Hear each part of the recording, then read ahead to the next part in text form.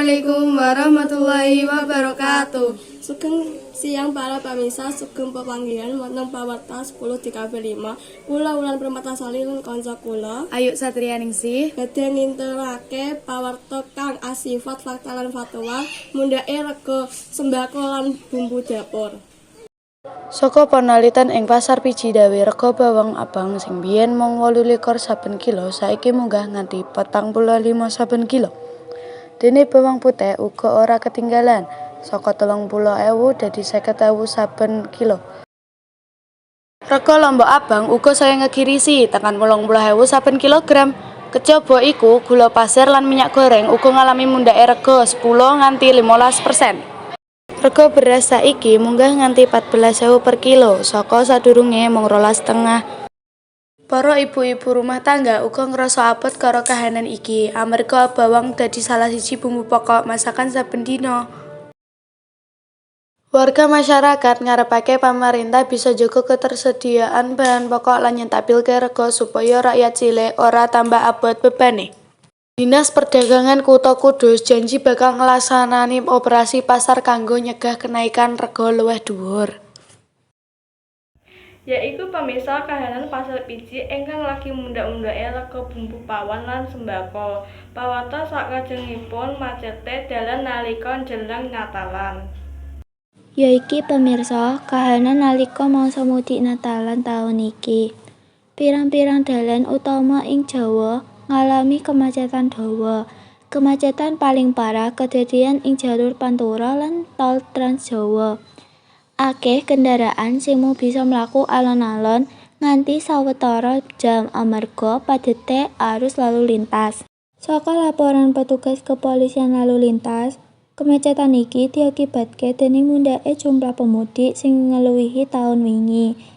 Saliyane kuwi, ana uga sawetara titik sing dadi penyebab kemacetan, kayata pom bensin, rest area, lan perempatan dalan desa.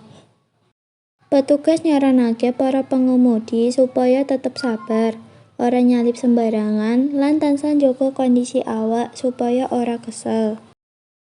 Pemerintah uga wis nyiapake jalur alternatif lan layanan darurat kanggo ngiwangi para pemudi ing perjalanan bali menyang kampung halamane.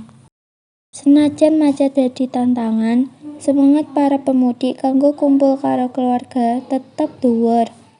Akeh sing percaya yen lelah ing dalan bakal kebayar nalika bisa salaman lan kumpul bareng wong tua lan sedulur ing omah. Yaiku pemirsa kahanan dalan Pantura lan Tol Trans Jawa. Pemirsa pawarta sakajengipun yaiku promo wisata akhir tahun.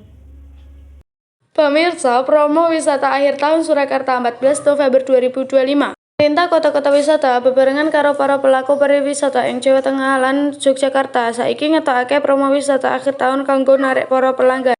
Miturut keterangan saka Dinas Pariwisata, ana luwih saka 30 objek wisata sing mlebu program iki. Kalabu Tawangmangu, Candi Borobudur, Bantul, lan pesisir kidul. Diskon sing diwenehke macem-macem. Diwiwiti saka potongan tiket mlebu nganti 40%, paket kuliner, nganti promo nginep wong telu mbayar loro ing sawetara hotel. Saliyane diskon, ana uga acara hiburan sing digelar nganti putaran taun anyar, kelebu pentas seni, pameran UMKM lan festival dolanan tradisional.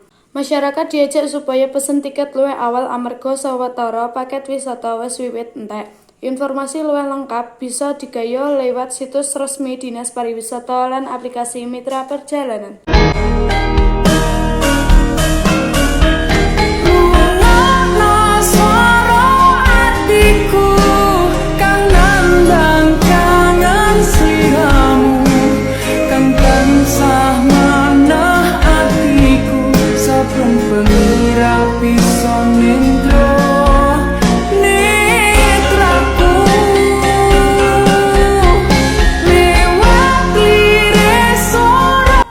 Matur nuwun kaliyan kawigatosake para pamirsa ingkang sampun tresnani nderekake lakuning pawarta ing dinten punika. Kula Wulan Permatasari nyuwun pamit undur diri. Wassalamualaikum warahmatullahi wabarakatuh.